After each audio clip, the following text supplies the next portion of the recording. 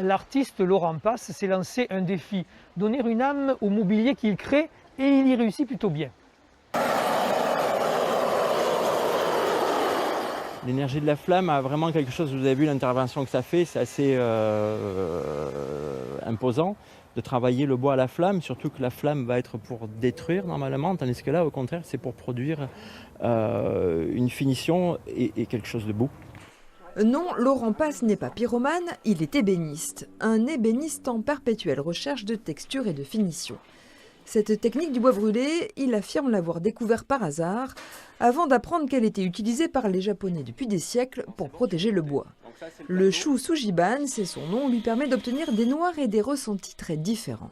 Il y a ceux qui le prennent vraiment en finition apaisante et ceux qui sont agressés par le bois brûlé. Et chaque personne va avoir un ressenti différent par rapport à cette énergie-là de brûler. Et ça c'est intéressant, j'aime bien aller dans les émotions.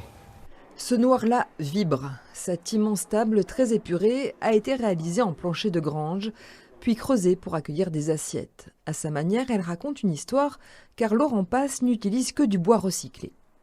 Il y a une âme qui ressort du vécu du bois, donc il y a déjà une histoire qui est racontée. Moi je raconte une deuxième histoire sur cette première histoire.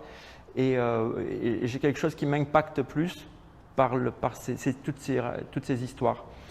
Avec les œuvres d'autres artistes, les meubles de Laurent Passe sont à découvrir à la Cité radieuse du Corbusier jusqu'au 28 septembre.